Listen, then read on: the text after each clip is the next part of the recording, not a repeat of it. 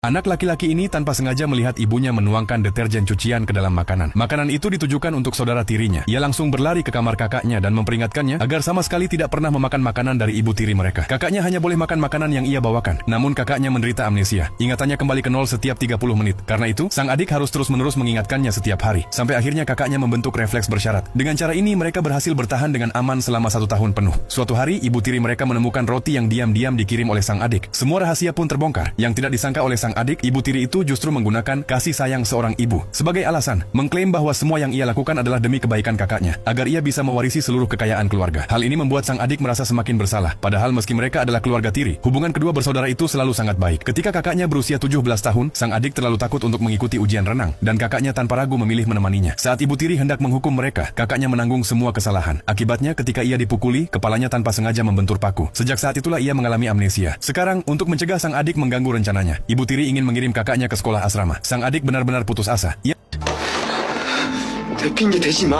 merasa hanya jika dirinya mati, kakaknya bisa selamat. Hanya dengan begitu mungkin ibu tiri akan kembali menjadi pribadi yang lembut seperti dulu. Keesokan harinya, ia mengikuti ibu tiri naik ke gunung, berniat mengakhiri hidupnya di depan wanita itu. Berharap bisa menyentuh hati nuraninya. Namun, ia meremehkan kekejaman ibu tiri tersebut. Dalam pergulatan, ia tanpa sengaja membunuh ibu tirinya. Baru saja menginjak usia dewasa, ia belum pernah mengalami hal seperti ini. Ia langsung berlari pulang dan mengaku semuanya kepada kakak yang paling ia percayai. Tetapi usia mental kakaknya masih seperti 17 tahun, sehingga ia panik bahkan lebih dari sang adik. Namun mengikuti naluri alaminya, kakaknya dengan cepat melepaskan pakaian adiknya yang berlumuran darah, menyuruhnya segera membersihkan tubuhnya. Lalu ia mengenakan pakaian berdarah itu sendiri sebelum ingatannya kembali terhapus. Setelah itu, ia segera menelepon polisi untuk mengaku menanggung semua kesalahan demi adiknya. Melihat kakaknya yang kebingungan dibawa pergi oleh polisi, rasa bersalah sang adik menjadi luar biasa besar. Ia hanya bertahan 2 hari sebelum akhirnya benar-benar hancur. Ia berlari ke atap gedung, bersiap untuk melompat. Untungnya seorang detektif dan Dr. Helu sudah mengungkap kebenaran. Mereka tiba di atap tepat pada waktunya dan berhasil menariknya kembali. 30분마다 기억 리셋해서 제일 먼저 하는 게 너 괜찮나 확인하는 거야.